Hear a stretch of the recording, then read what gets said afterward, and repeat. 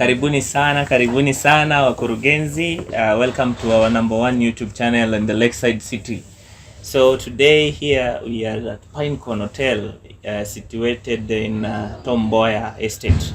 So guys, welcome and welcome again. We are having our exclusive interview with a very renowned man in the city, and has made a very shocking and a very great move for the youths to vie for the seat in Kochia. Welcome sana mheshimiwa.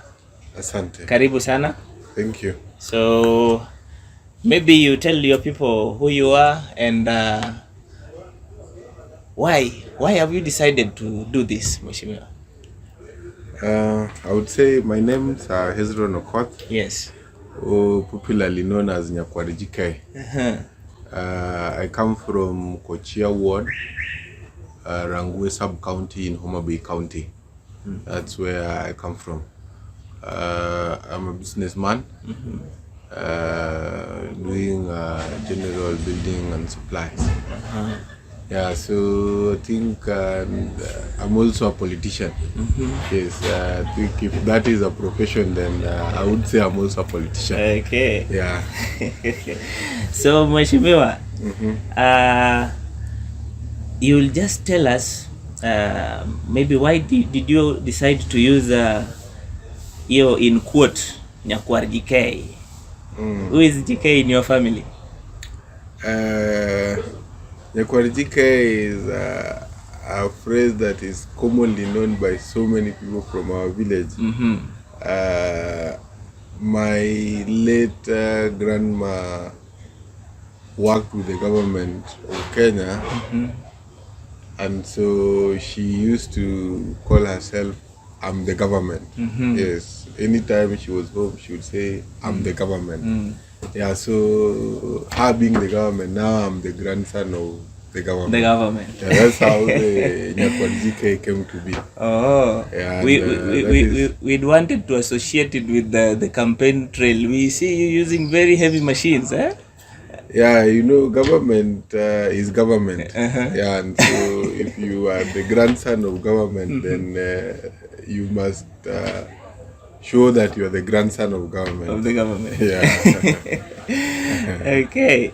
So now that it's during that period of politics, and everything is just about politics, from the national government to the county government, it's politics.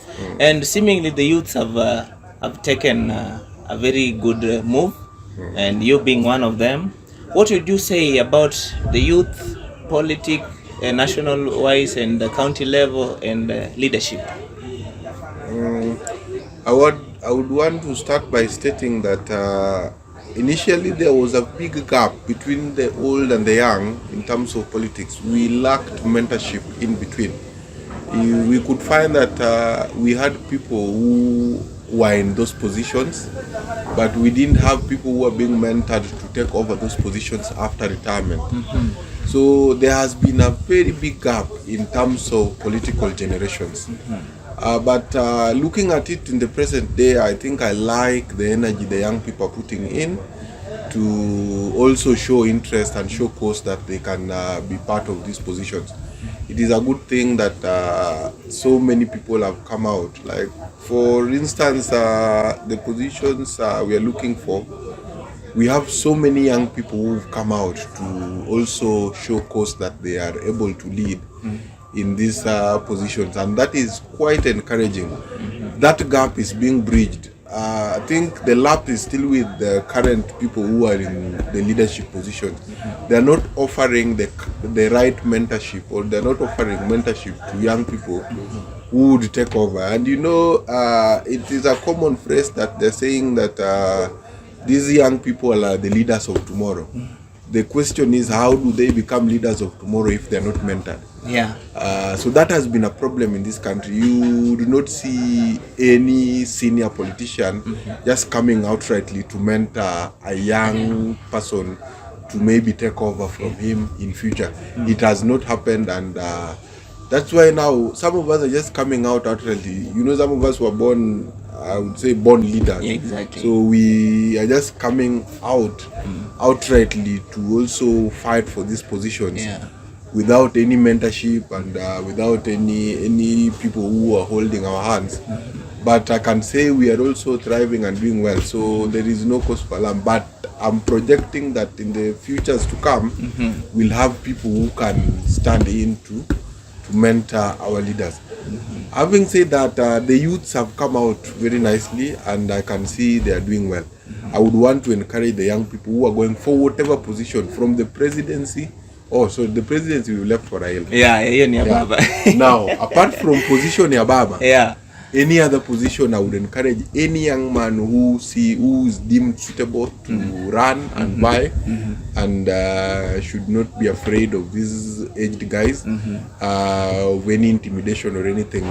We can do them. Yeah, we can sit in these positions and we can make good leadership. Yeah, I think that is my take on that. Okay. Yeah. So I know. Let me guess, you're going to buy through ODM ticket or maybe Azimio la Umoja? I'm a life member of ODM party. Oh. Yes, so that is where I belong. Okay. Yes, so I'm a son of Raila. Yes. That's great. So another question, maybe you'd want us to touch on. What do you think you want to go and change in Kochia as a whole? Because from what we know is that Kochia, people know it as a rural place. Yes. And they already have someone there. Yeah. What do you feel that this guy has not done, the current MCA has not done, that you'd go there and change, and even in the county assembly, you'll bring in some laws that will help the youths in your ward? There is basically so much to be done. Yeah, one philosopher once said that if you are employed somewhere, you need to eat in the job, but you do not need to eat the job. Yes. So that has been a big problem, because it is not that we do not have leaders. Even the people who are going home now are leaders. Yes, and there are people who are elected, but we have been greatly disappointed.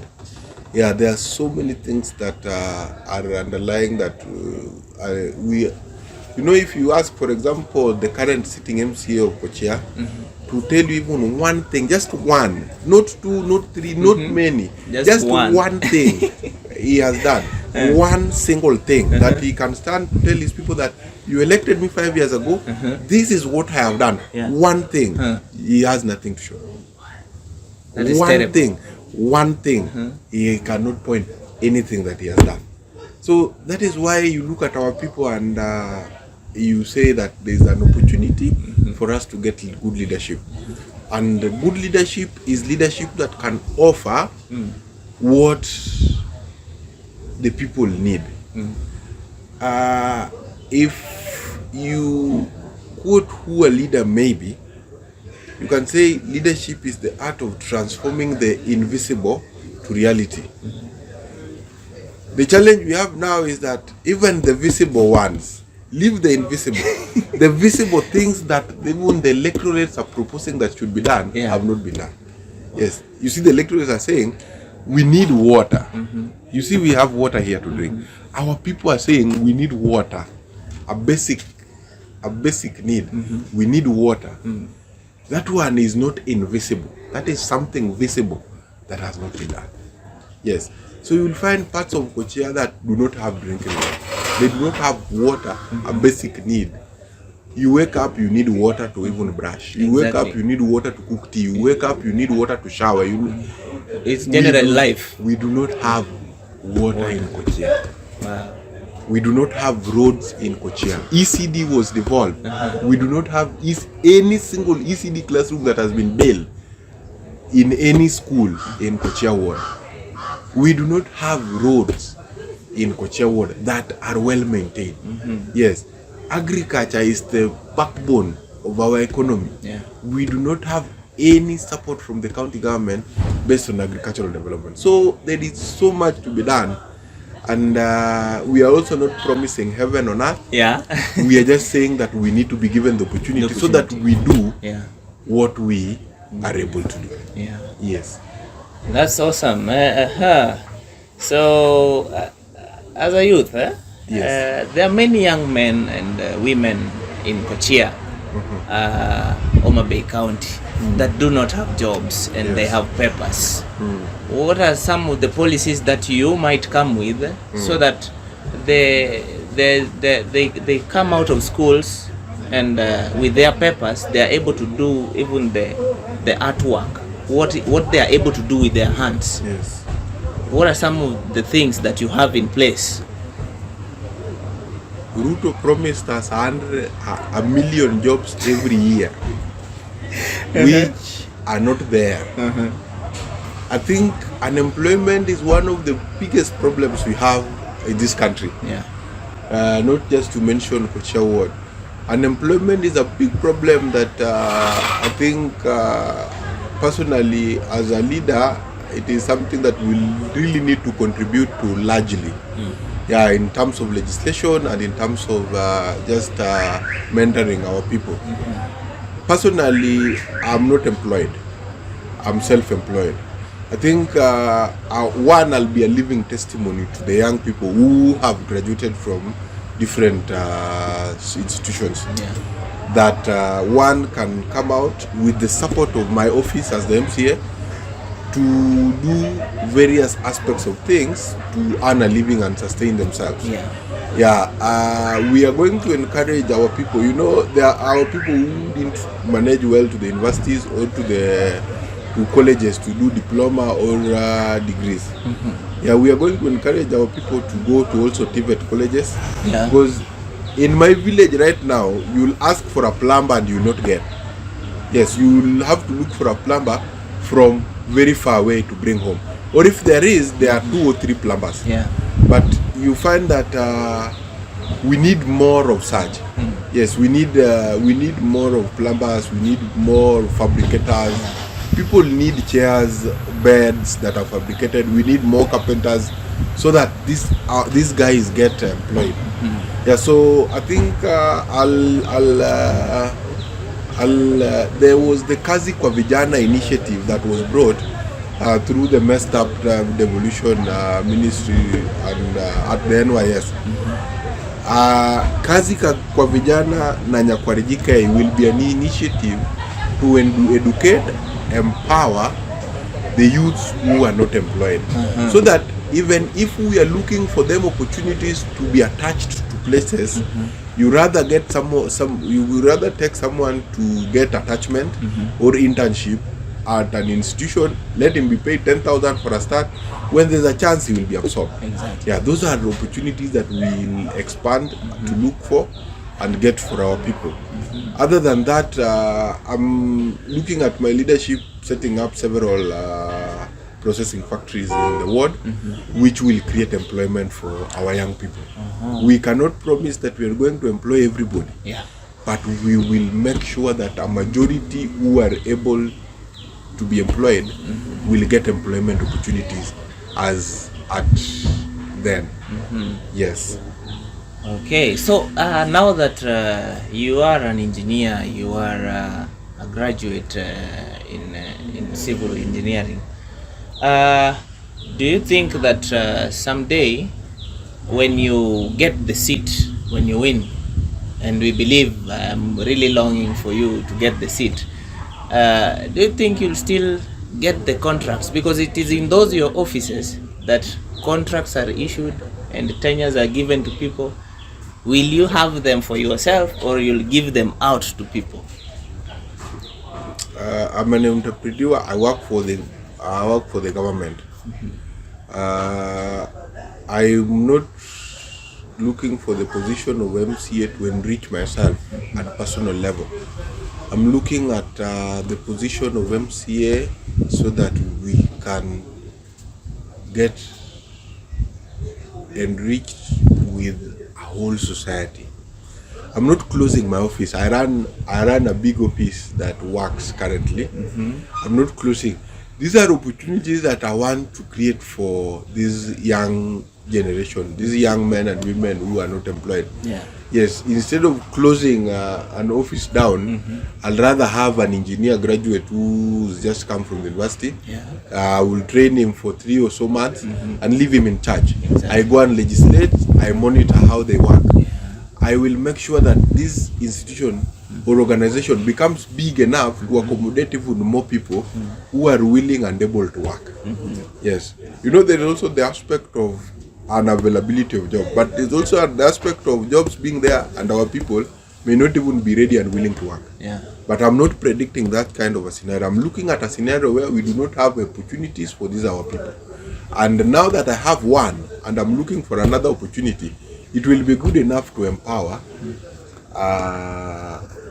these people more and more and more. So that even if I'm able to even open up other different companies, Yeah. I open up branches. Say I have a big branch in Nairobi, I have another big branch in Eldoret, I have another branch in Kisumu, I have a branch in Kakamega. All these branches will need people who will be employed to work. Yeah. So it will be good enough to have people employed. So I would not want to close and down my tools now that I'm going to politics. I will just use my political office to empower these people even more. Yes, I will be legislating and also making sure that our roads are still built, making sure that the construction industry thrives. We have our boys employed and they can get their day-to-day pay. And by the way, on that, on what you've just said, Yes. there are these youths who they have their papers, but they don't want to work. Yes. They're only looking for white-collar jobs. Yes. And pick that advice, please. What Mheshimiwa said. We won't employ everybody. Everybody cannot be employed. Yes. Guys, go there, grab the opportunity that is there, and kindly just do your best. Do your best. This issue of you just want to sit behind, unangoja utengenezewe, then we umeze. That is also another thing. You know, they're the first people who will complain that there are no jobs. And opportunities are there. So people go out there and grab opportunities. So Mheshimiwa, it's said that nationally, the bigger percentage that is going to vote are the youths. Yes.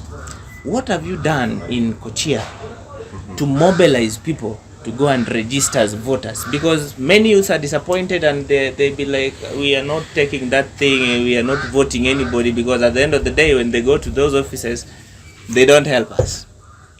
And that has been the biggest problem we have.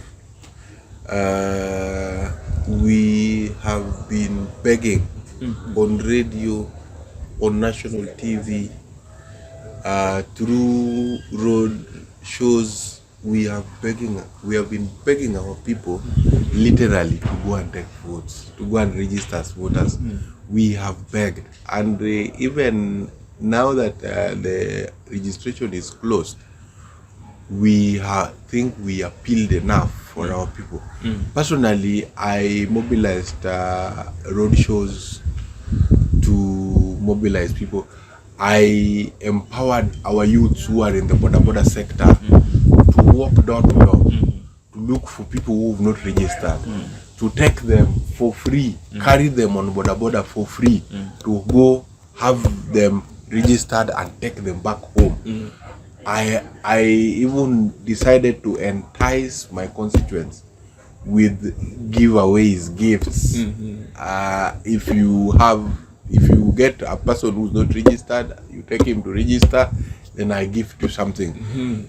This has been a tireless effort so that we have our people registered, so that they can go and vote. Personally, I think I will be in this journey of politics for a long time. And at one point in time, I'll make a proposal so that it becomes a mandatory requirement that you need to be a registered voter for you to access government services. Because that will make us now have registration even more easy. Yeah, other than just begging our people and pestering them to go and register. There are countries where if you do not vote, then you do not have access to government services. Yes. Yeah. And that has made everybody to be a registered voter, and they make sure that they also go and vote.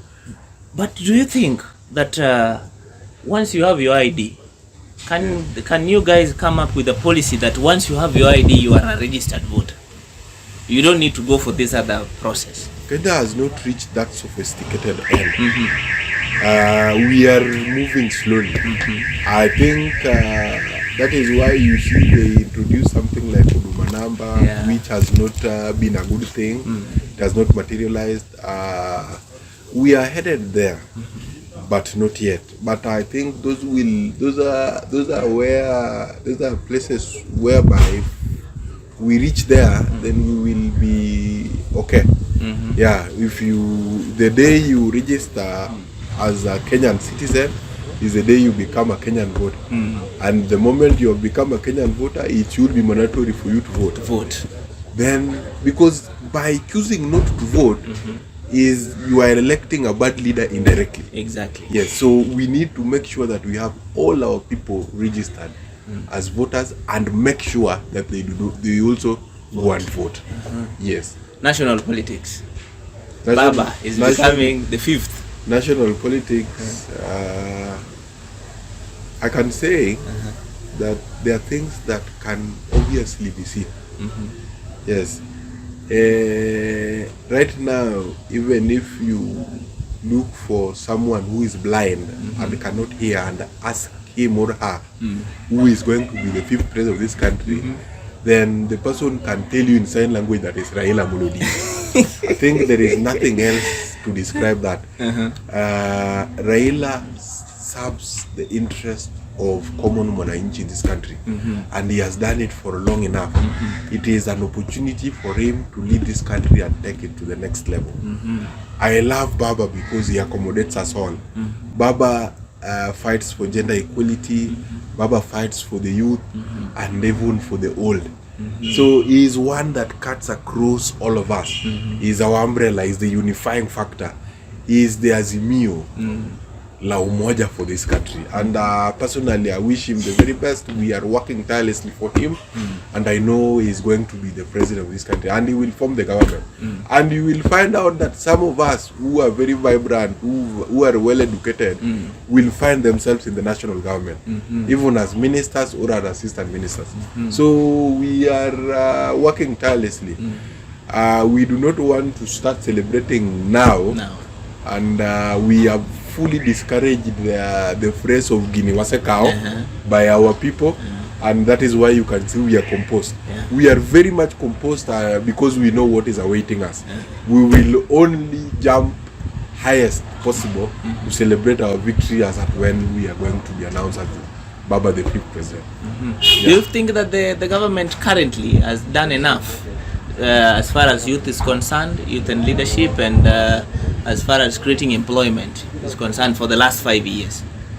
I would not even wish to talk about the government of the day and in the last 5 years, because I stated here earlier that Ruto promised 1 million jobs for the young people every year, which we did not even get one. The government has not absorbed our youth well enough, and we have so many youths who've gone to school and do not have employment. That's why we are now resolving not to look for just white collar jobs. We are advising our young people to also be creative enough to create their own employment. And also to look for any gap in the market where they can fit in to sustain themselves. The government has not done enough, and that is why we want Baba in. Once Baba will come in, you will get to understand that because the population of 70% of this country's population is the youth, then you will also get to see that 70% of job opportunities will be for the young people. Yeah. Now to the party politics. Yes. Nomination is coming. It's around the corner. Yes.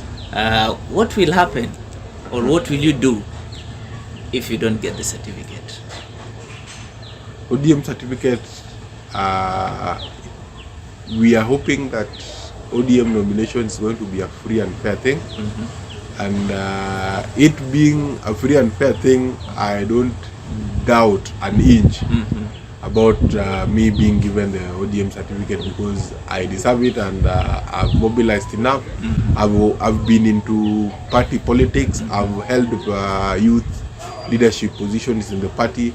We have worked for ODM, and I think we deserve to also be honored. It will not only be honored, I think our party is a democratic party. That is why it is called Orange Democratic Movement.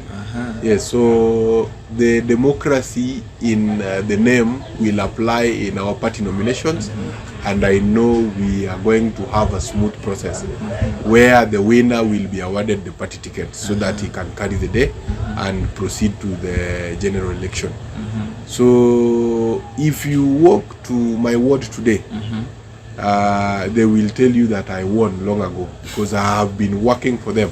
Actually, I have been the current MCA for Kochia ward for the last 5 years, because I have been with my people for this long. It is the only difference between me and the serving MCA is that he earns salary and you don't. I don't earn. So it's just swapping the names, putting my name in the salary and removing his name. That is the only thing left. Otherwise, wewe ndio kwa ground. Niko kwa ground. Wewe ndio unasukuma. Tumesukuma hii gurudumu kabisa. We started pushing it long time ago. We didn't start our politics this year. Yes, we've been helping our people for the last 4 years. Yes, that's why you will see in my pages I built I've been building houses. Yes, I've been empowering schools. Yes, we have been empowering youths who are not able to get jobs. Currently, I have almost 15 youths whom I've taken to places where they can get at least an earning.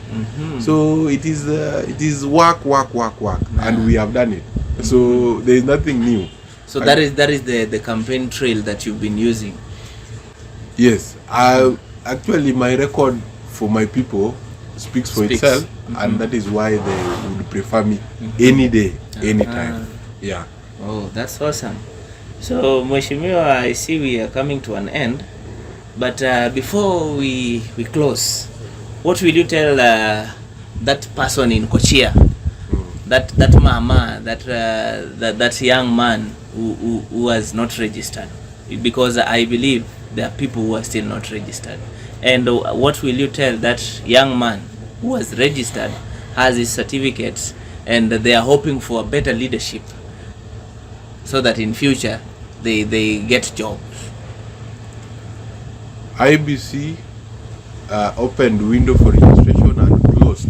They give us another opportunity to register, so it would be very sad and unfortunate for any person who was not registered. And I can say there's nothing much we can do about that. For the people who have registered, my plea is that let them come out to vote on the voting day. Yeah, there is no point of us mobilizing, spending resources so that people can register, then they do not vote. It would be very wasteless. So I expect our people who registered will be able to vote when the voting day comes.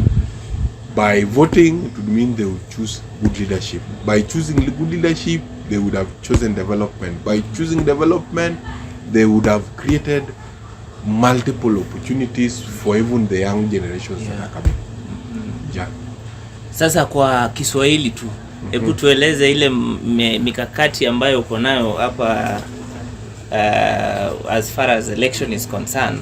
When you win, how long do you want to be the MP? The MCA? How long do you want to be the MP? And are we looking forward to see you in the national government in future? Kwa Kiswahili. Kwa Kiswahili.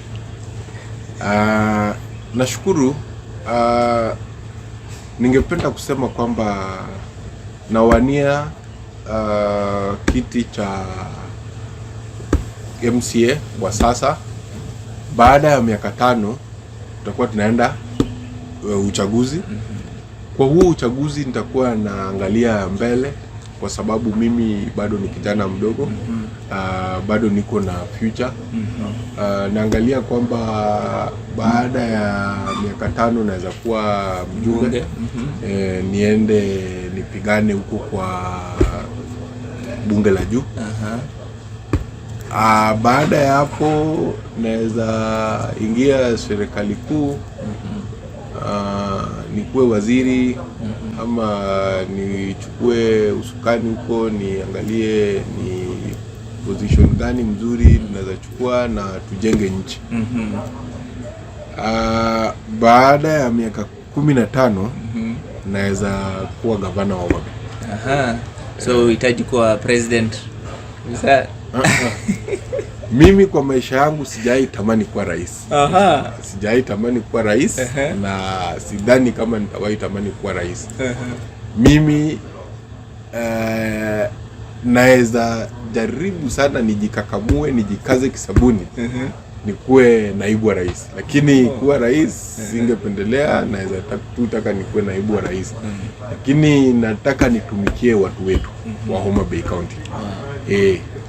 Ndio maana nataka baada ya kutumikia Wakenya huko nationally lazima nitakuwa nimerudi ili nikuwe gavana.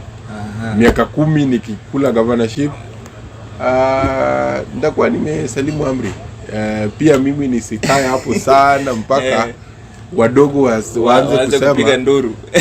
Watu walisema kwamba hata sisi watu wadogo tunafaa tupate nafasi, lakini wanakufa kwa hizi nafasi. So mimi singependelea nikwamilie nafasi. Ningependelea nikihitimu umri wa miaka kama 45 ni salimu amri. Nijipe shughuli. Yeah.